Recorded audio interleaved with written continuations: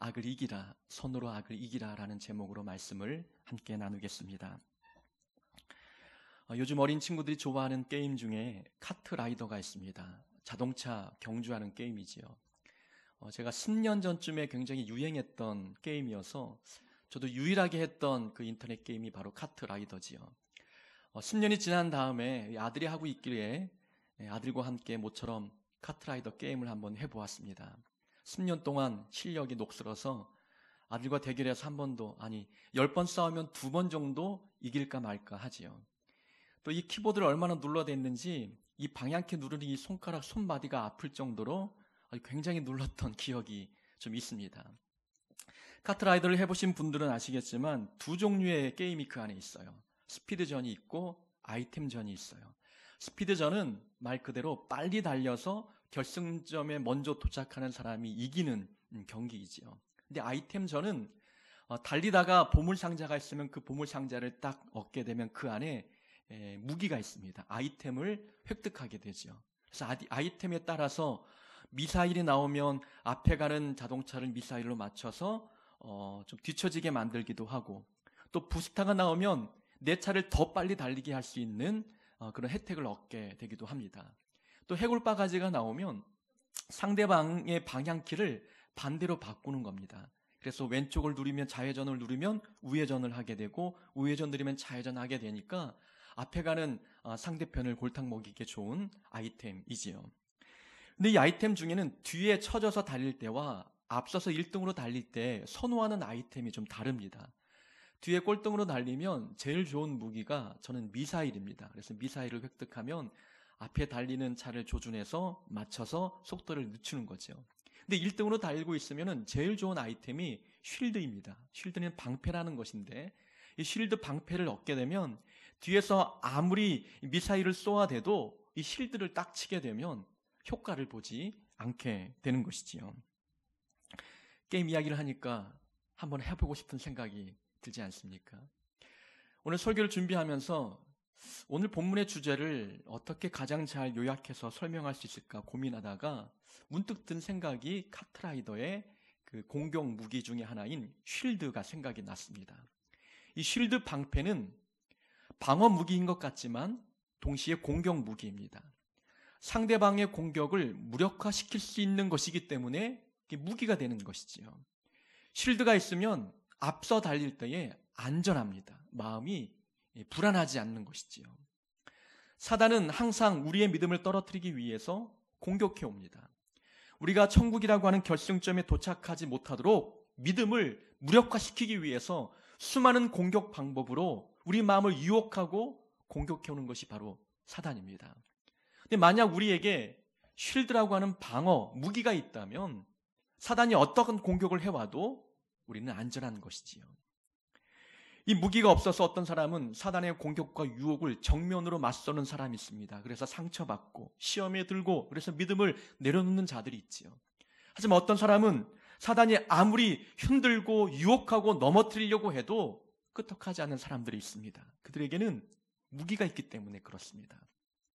사단의 공격을 무력화시키는 무기가 있는 성도들은 어떤 삶의 환경에서도 두렵지 않는 것이지요. 그 무기를 오늘 성경에서는 선이라고 이야기합니다. 악에게 지지 말라, 선으로 악을 이기라라고 말씀합니다.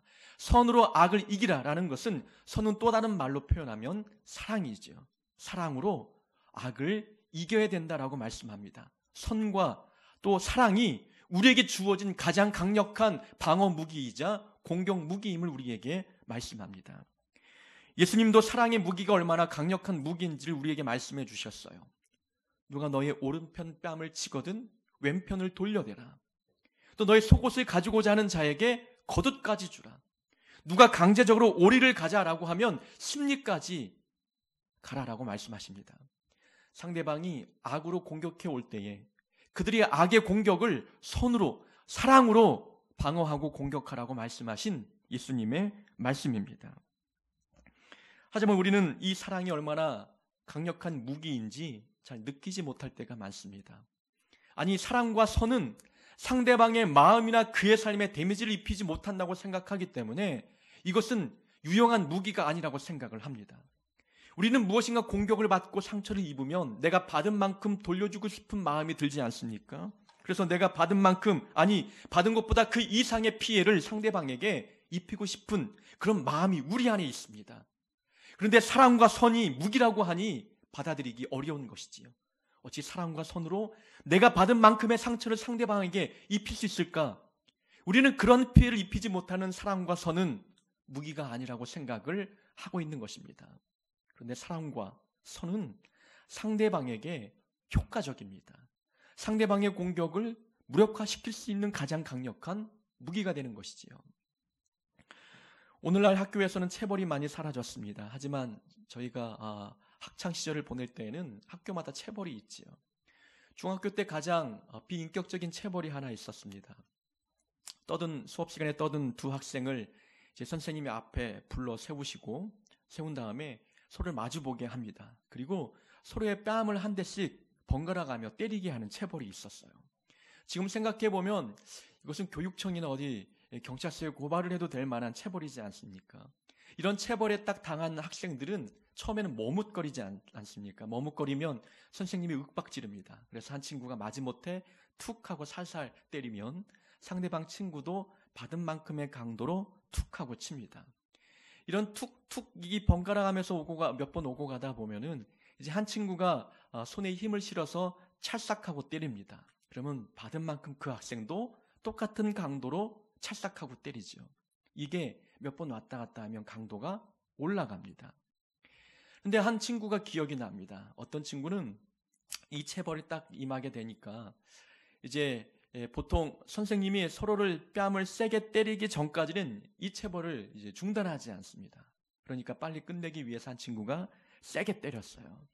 근데 맞은 친구가 그만큼 돌려줘야 되는데 툭 하고 살짝 치는 겁니다.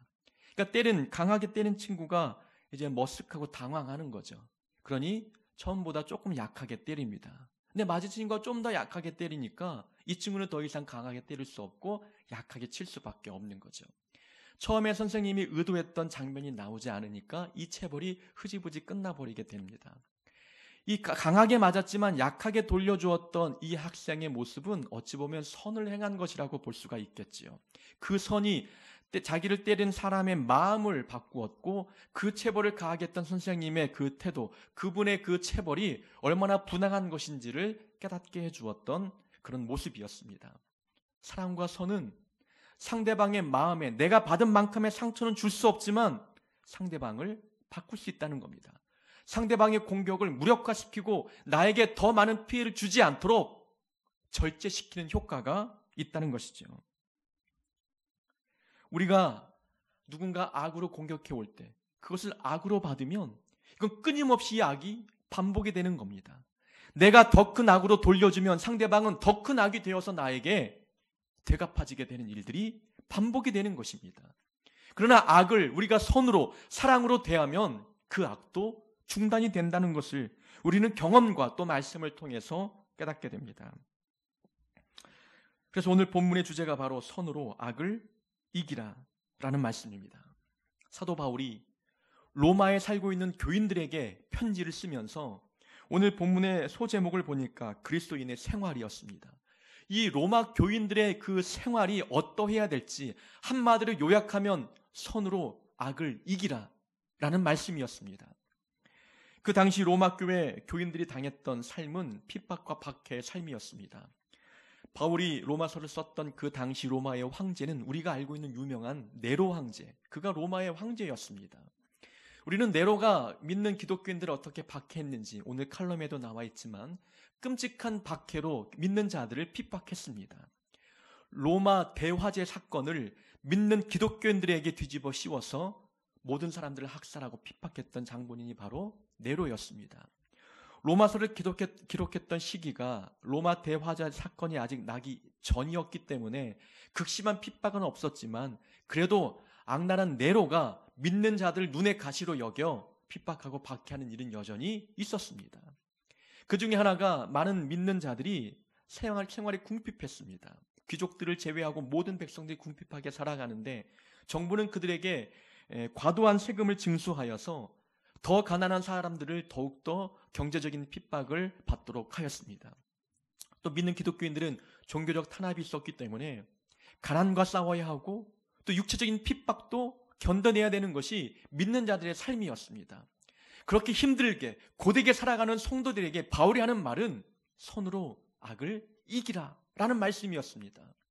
받아들이기 어려운 말씀 아니겠습니까? 우리의 삶을 뻔히 아는데 악을 악으로 갚아도 모자랄 판에 나를 핍박하고 박해하고 내 가족과 친지와 가족도 친구들이 죽어나가는 상황에서 어찌 그들이 악을 손으로 갚을 수 있는지 납득하기 어려운 말씀이었습니다. 근데 바울은 악을 이기는 방법이 선이라는 것을 경험을 통해서 알고 있었습니다. 그는 악을 이기는 방법이 사랑에 있고 선에 있다는 것을 주님의 가르쳐 주신 말씀을 통해서도 알았지만 그의 경험을 통해서도 체험했습니다. 사도 바울이 다메섹 도상에서 예수님을 만나실 때를 한번 생각해 보십시오. 유대교에 충실했던 이 사도 바울, 그런 예수 믿는 자들을 핍박하고 또 잡아 죽이기 위해서 다메섹까지 도망갔던 성도들을 잡아오기 위해서 그 길로 가는 중이었습니다. 그런데 가는 도중에 예수님을 만났어요. 이것은 그에게 충격이었고 굉장히 이것은 쇼크한 일이었습니다. 예수님이 죽은 줄 알았는데 살아계셨어요. 사람의 아들이었는 줄 알았는데 하나님이었습니다. 그의 모든 가치관이 뒤집어지는 순간이었습니다. 아니, 예수님이 살아계셨어? 하나님이셨어? 전능하신 하나님이셨는데 내가 어떤 죄를 지었는지 뻔히 보고 알고 계셨음에도 불구하고 나를 지금까지 살게 하셨다니. 그리고 내 죄를 심판하거나 책망하지 아니하시고 하나님의 귀한 사역을 맡겨주시다니. 나는 악으로 하나님께 돌려드렸는데 하나님이 내게 보여주신 것은 선이었고 사랑이었음을 깨닫습니다. 그 사랑과 선 앞에 자기가 변화되었던 것을 경험을 통해서 되돌아보니 악을 이기는 것은 사랑이었고 선이었습니다. 그 사랑과 선의 대접을 받았던 사도 바울이 전도 여행을 통해서 교회를 세워갑니다. 이 로마서 기록 당시의 그 시기는 바울이 3차 전도 여행을 하는 중이었어요. 그러니까 이미 바울은 1차 전도 여행을 마치고 2차 전도 여행도 마쳤던 상황이었습니다. 그런 교회를 세우고 성도를 변화시키는 데 있어서 얼마나 힘들고 어려운 과정을 겪었는지 이미 체험했습니다. 교회를 세우기 위해서 돌에 맞아 죽을 위기를 넘겼던 적도 있었고 감옥에 들어가 매질을 당하는 아픔도 겪었던 바울이었어요. 그러나 돌을 던지는 자들에게 악으로 갚지 않았습니다. 매질한 자들에게 오히려 사랑으로 대하고 복음을 전하여 그들을 구원시켰던 경험이 있습니다. 바울도 악으로 하나님께 보여드렸는데 선과 사랑으로 대접받아 본인이 변화된 것처럼 교회를 세우고 사람을 변화시키는 것은 사랑이요 선임을 알았습니다. 그래서 그는 전도 여행 가운데 많은 피해와 박해를 받아도 선으로 그리고 사랑으로 갚아주었어요. 그러다 보니 사람이 변화되고 교회가 세워지고 교회가 든든히 건강히 성장해가는 모습을 체험했습니다. 이 경험을 한 바울이 로마 교회 교인들이 핍박과 박해를 당할 때에 당당하게 해줄 수 있는 겁니다. 악을 이기는 것은 사랑이다, 선이다라고 담대하게 말할 수 있는 것이었습니다. 그런데 우리는 이 말씀을 받아들이기 힘들 때가 있어요. 우리는 이기는 것이 무엇인지 모르기 때문에 그렇습니다. 이기는다는 것은 무엇을 의미합니까? 상대방을 굴복시키고 더 이상 나에게 공격해오지 못하도록 자존심을 무너뜨리는 그런 것이 이기는 것이 아니라는 거예요. 성도에게 승리는 믿음을 지키는 겁니다. 어떤 악의 공격 앞에서도 내가 믿음을 떨어뜨리지 않는 것, 내 신앙을 버리지 않는 것, 내 안에 주님을 닮아가는 성품을 변질시키지 않는 그것이 이기는 거예요. 그럼 누군가 악을 나에게 쏟아붓고 핍박하고 박해할 때 그 핍박과 박해 앞에 악으로 대응하기 시작하면 내 안에 주님의 성품은 사라지고 믿음은 떨어지고 은혜도 고갈되는 겁니다. 상대방을 굴복시킨다 할지라도 내가 악으로 상대방을 굴복시켰다면 나는 지는 겁니다. 믿음을 잃어버렸기 때문에, 내 안에 사랑을 잃어버렸기 때문에 나는 진 거예요. 사단이 노리는 것도 그것 아니겠습니까? 우리 믿음을 떨어뜨리는 것, 변질시키는 것, 사랑이 메말라 버리도록 만드는 것이 사단이 우리에게 원하는 목적이었습니다. 사도 바울은 우리가 이기는 것은 믿음을 지키는 것, 그래서 선과 사랑으로 악을 이길 수 있다고 담대히 말할 수 있는 것입니다. 그래서 오늘 본문에는 손으로 악을 이기는 방법을 구체적으로 설명하고 있습니다. 많은 내용이 있지만 세 가지를 보면 첫 번째는 너희를 박해하는 자를 축복하라. 축복하고 저주하지 말라라고 말씀합니다. 박해하는 자를 축복하는 것이 악을 손으로 이기는 것임을 말씀합니다. 만약 여러분에게 축복권이 있다고 생각해 보세요. 그래서 내가 누군가를 축복하면 내가 축복했던 그 말 그대로 그 삶에 축복이 임한다. 그런 혜택과 그런 능력이 나에게 있다고 생각해 보십시오. 그러면 여러분들은 그 축복권을 누구에게 먼저 사용하시겠습니까? 자녀가 있는 부모는 내 자녀에게 먼저 이 축복권을 사용하겠지요. 그리고 또 부모님, 또 형제 자매, 친한 친구들, 그런 축복권을 나를 힘들게 하고 핍박하고 박해하는 자를 위해서 사용할 수 있느냐라는 겁니다. 내가 말한 대로 그에게 그 축복이 임한다고 할 때에 과연 박해하는 자를 위해서 내가 이 축복을 사용할 수 있느냐라는 것이지요. 그럴 사람들은 많이 없습니다. 박해하는 자를 축복하고 미워하는 것, 박해하는 자를 박해하는 자를 사랑하고 또 손으로 축복하는 이 일, 바울도 이것이 얼마나 힘든지를 알고 있습니다. 하지만 바울은 구원받는 백성들은 믿지 않는 자들과는 달라야 하기 때문에 구원의 믿음이 있는 사람들은 능히 이 말씀에 순종할 수 있다는 것을 알고 있습니다. 우리는 구원받은 자이기 때문에 박해를 받아도 다른 반응이 나와야 된다고 바울은 우리에게 말씀해 주고 있는 것입니다. 자, 만약 우리가 강아지의 발을 밟았다고 생각해 보세요. 그래서 강아지가 깨갱거리면서 자기 발을 밟은 사람을 물었습니다. 근데 내 발을 누군가 밟았다고 생각해 보세요. 아픕니다. 아프다고 해서 강아지처럼 우리가 내 발을 밟은 사람을 물어버리겠습니까? 우리는 다른 반응이 나오잖아요. 우리는 강아지가 아니기 때문에 내 발이 밟혀도 물지 않습니다. 이것은 존재가 다르기 때문에 그래요. 강아지와 나는 존재 자체가 다른 자입니다. 그럼 구원받은 자와 구원받지 못한 자, 하나님의 자녀와 하나님의 자녀가 아닌 사람과의 이 고통과 박해를 받을 때 나타나는 반응은 같을 수 없다는 겁니다. 박해를 받으면 그를 미워하는 게 당연한 반응이지요. 핍박을 받으면 그를 저주하는 게 일반적인 반응입니다. 많은 사람들이 그렇게 반응하고 있지요. 그러나 구원받은 사람은 달라야 한다는 것입니다. 박해받는 자들을 사랑하고 축복하고 선을 행해야 됨을 우리에게 말씀해 주고 있는 것이지요. 왜냐하면 우리에게는 믿음이 있기 때문에 그래요. 구원에 이르게 만든 믿음이 있기 때문에 구원의 믿음을 소유한 사람들은 다른 반응이 나와야 합니다. 믿음과 사랑은 동의어입니다. 성경에서는 믿음과 사랑을 동등하게 사용하고 있습니다. 우리에게 구원의 믿음이 있으면 그 믿음 안에는 사랑이 있다는 것입니다. 그래서 구원받는 믿음을 소유한 성도들은 핍박하고 박해하는 자들을 사랑할 수 있는 거예요. 여러분, 사랑의 사도하면 누가 떠올라지십니까? 바로 사도 요한이지요. 요한은 요한복음을 기록했고 요한계시록도 기록했고 또 요한 1, 2, 3서를 기록했어요. 자, 그러면 요한 1서에 보면은 요한 1서 3장 13절에 14절에 보면 이렇게 말씀합니다. 우리는 형제를 사랑함으로 사망에서 옮겨 생명으로 들어간 줄을 알거니와 사랑하지 아니하는 자는 사망에 머물러 있느니라. 자, 요한 1서에서 요한이 말한 내용을 보면은 사망에서 생명으로 옮기게 만든 것이 사랑이라고 말합니다. 우리가 형제를 사랑했기 때문에 그 사랑 때문에 우리가 사망에서 생명으로 옮겨갔다라고 이야기하지요. 근데 우리가 알고 있는 것은 무엇입니까? 사망에서 생명으로 옮기게 만든 것은 믿음이잖아요. 믿음이 우리를 사망에서 생명으로 옮겼다는 것을 우리가 듣고 알고 있는데 사도 요한은 사랑이 우리를 사망에서 생명으로 옮겼다라고 이야기합니다. 그런데 요한이 기록했던 요한복음에 보면은 다르게 표현되어 있습니다.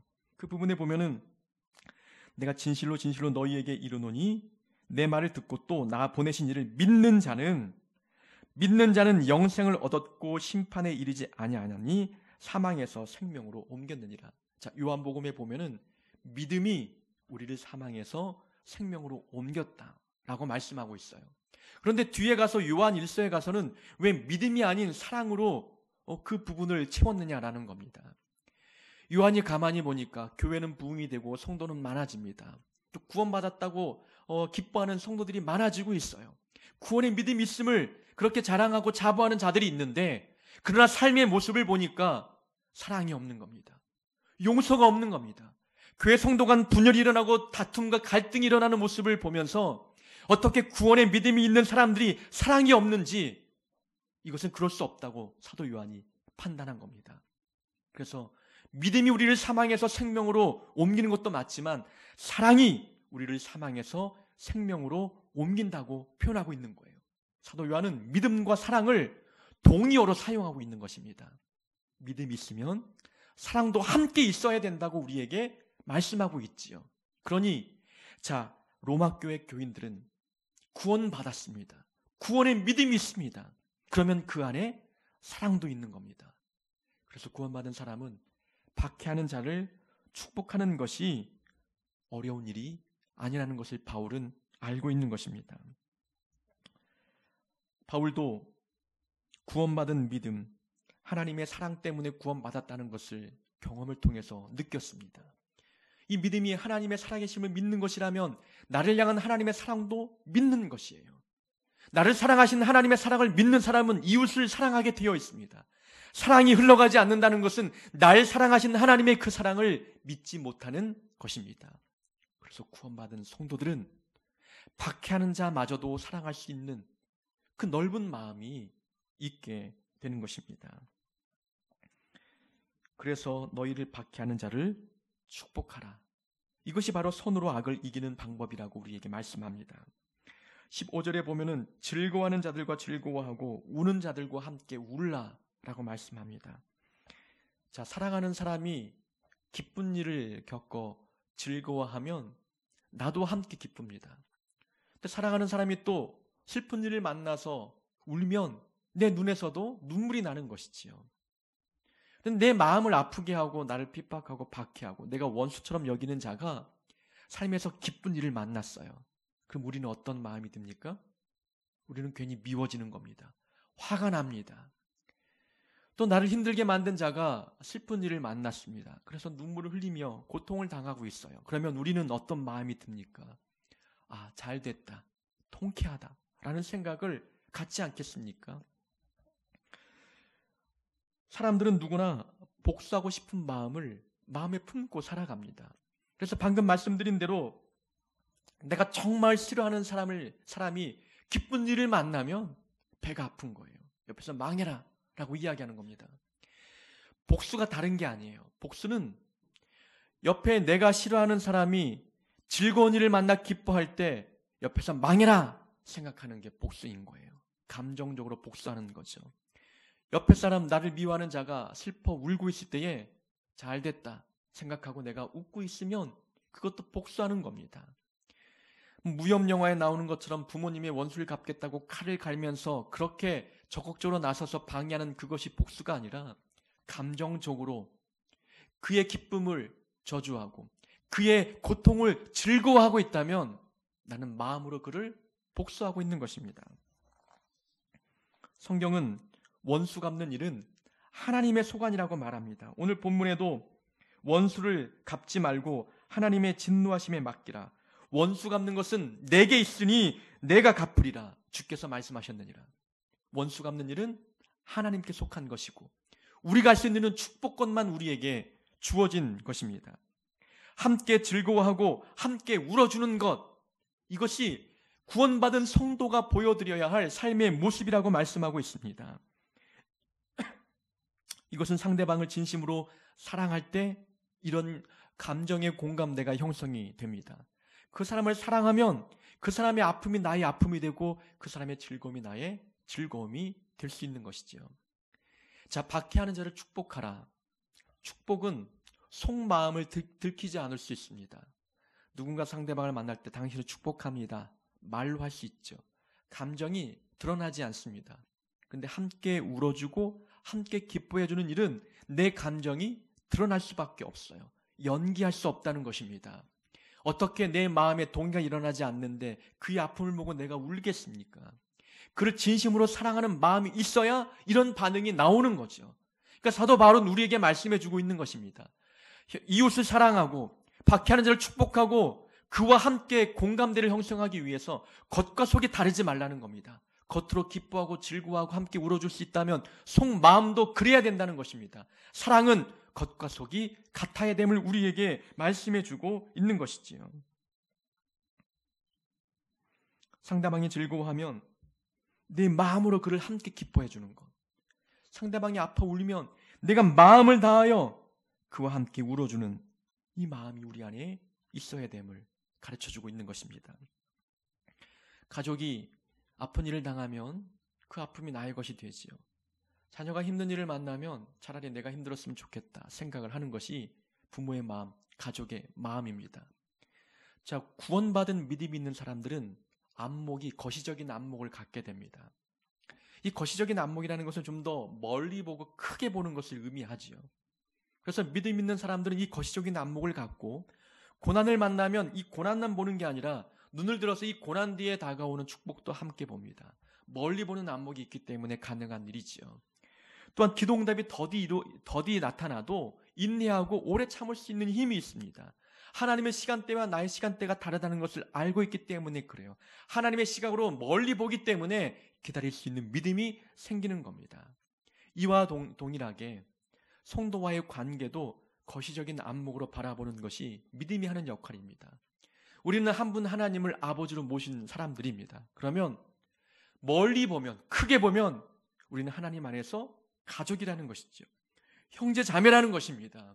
그러니 형제 자매이기 때문에 상대방의 아픔, 상대방의 즐거움을 함께 공감하라고 말씀하고 있는 것입니다. 사도 바울은 즐거워하는 자들과 함께 즐거워하고 우는 자들과 함께 울라. 우리에게는 구원받은 믿음이 있기 때문에 믿음을 통하여 우리가 서로 형제 자매라는 것을 인식하라는 것입니다. 그래서 그들의 아픔과 함께 공감할 수 있는 그런 마음이 우리 안에 있기를 바라는 가르침을 해주고 있는 것입니다. 함께 웃어주고 함께 울어주는 것이 선으로 악을 이기는 것입니다. 17절과 18절에 보면은 악을 악으로 갚지 말고 모든 사람 앞에 선한 일을 도모하라. 할 수 있거든 너희로서는 모든 사람과 더불어 화목하라. 화평케 하는 자가 되라고 우리에게 말씀합니다. 그런데 18절에 보면은 할 수 있거든 이라는 단서를 달았습니다. 할 수 있거든 너희로서는 모든 사람과 더불어 화목하라. 자, 할 수 있거든 이라는 말을 보면은 누군가 화목하긴 하는데 100% 화목하지 않을 수도 있겠구나라는 뉘앙스가 풍기지 않습니까? 노력해도 화목하려고 노력해도 좋은 결과를 얻지 못할 수도 있다고 하는 그 전제를 할 수 있거든이라는 말 속에 깔려 있는 겁니다. 그러니까 나는 화목하려고 하는데 화목이 이루어지지 않을 수 있다는 겁니다. 자, 100% 화목하는 것은 어렵다는 것을 18절에 말씀해 주고 있는데 이유가 무엇이겠습니까? 자, 화목이라는 것은 나 혼자의 힘으로는 불가능한 일입니다. 상대방이 내가 내민 손을 잡아줘야 화평하고 화목할 수 있는 것이지요.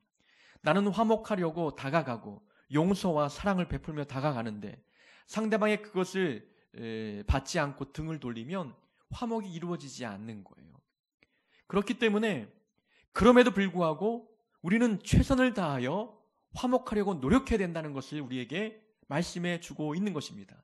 상대가 거부할지라도 그러나 우리는 할 수 있거든 최대한 화목을 위하여 노력할 것을 말씀해 줍니다. 여기에는 두 가지 내용이 담겨 있습니다. 화목하지 못하는 이유가 나에게 있어서는 안 된다는 겁니다. 화목하지 못하는 그 이유가 나에게 있어서는 안 된다는 것이죠. 상대방은 거부할 수 있지만 내가 화목을 거부하는 사람이 되지 말라는 겁니다. 그러니 할 수 있는 대로 끝까지 화목하기 위해서 노력하라는 거예요. 또 100% 화목이 일어나지 않는 이유 중에 하나가 무엇입니까? 화평하기 위해서, 그 사람과 화해하고 화목하기 위해서 내 믿음을 포기해야 될 때가 있어요. 내가 신앙을 내려놓지 않으면 상대방과 화목하지 않게 되는 경우들이 있다는 겁니다. 그럴 때에는 믿음을 지키라는 거죠. 화목을 위하여 믿음을 포기하지 말라는 겁니다. 그러니 화목은 100% 이루어질 수 없다는 것을 염두에 두고 있는 것입니다. 화평을 위해서 신앙을 변질시키지 말라고, 타협하지 말라고 말씀하고 있는 것입니다. 그런 차원에서 할 수 있거든 모든 사람과 더불어 화목하라라고 말씀합니다. 여러분, 화목을 강조하는 이유가 무엇입니까? 화목이 막히면 은혜의 통로가 막히는 겁니다. 누군가의 관계가 끊어지면 은혜의 통로가 막혀서 하나님의 은혜가 내 마음에 샘솟지 않는 겁니다. 그러니까 내 신앙과 내 믿음과 내 은혜, 내 어떤 믿음 성장을 위해서도 이웃과 화목하는 일이 당연히 일어나야 된다는 것입니다. 누군가 내 마음에 상처를 줄 때 우리가 버럭 화만 내어도 은혜 통로가 막혀버리잖아요. 기도가 막히지 않습니까? 화만 내도 그런 일이 나타나는데 악을 악으로 갚으면 내 안에 은혜의 통로는 꽉 막혀버리는 겁니다. 사람과의 관계가 막히면 하나님과의 관계도 막히는 거예요. 우리가 이웃과의 관계가 끊어지면 하나님과의 관계도 끊어지는 겁니다. 이것이 성경의 원리입니다. 그러니 화목은 내 은혜의 통로가 뻥 뚫리도록 하기 위해서도 필요한 것입니다. 그러니 화목하라. 그것이 바로 악을 이기는 행위임을 우리에게 말씀해 주고 있습니다. 바울은 성도들의 삶이 구원을 얻는 데 걸림돌이 되지 않기를 바랬습니다. 그래서 영적 전쟁터인 우리의 삶의 자리에서 악을 이기길 원했던 것이죠.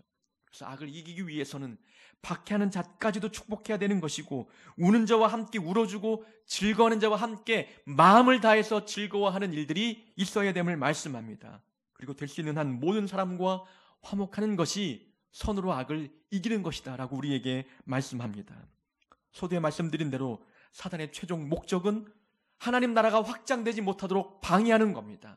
우리 개인의 마음에 하나님의 나라가 임하지 못하도록 우리 믿음을 떨어뜨리는 일들도 하고, 그리고 하나님 나라가 온 세상에 넓혀지지 않도록 그것을 막는 역할을 사단이 하는 겁니다. 그러니 우리를 박해하고 핍박하는 겁니다. 내 마음에 하나님 나라가 임할 수 있도록 하기 위해서 우리는 선으로, 사랑으로 그 박해와 핍박을 이겨나가야 하나님 나라가 내 마음에 임하는 겁니다.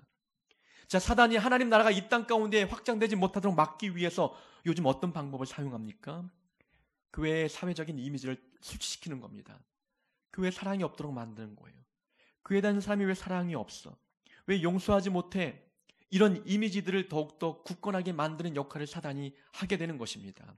우리가 악을 선으로 이기지 못하기 때문에 우리 안에 사랑이 없다는 그런 소문들이 세상에 퍼져나가는 겁니다. 그러면 구원이, 복음이 확산되지 아니하고 하나님 나라가 확장되지 않는 결과를 초래하게 됩니다. 사도 바울은 사단의 공격 방법을 알고 있기 때문에 하나님 나라 확장을 위해서도 선으로 악을 이겨야 된다는 것을 알고 있습니다. 우리는 믿음을 지키는 승리를 위해서 악을 선으로 이겨나가는 하나님의 귀한 자녀 되기를 주의 이름으로 축원합니다.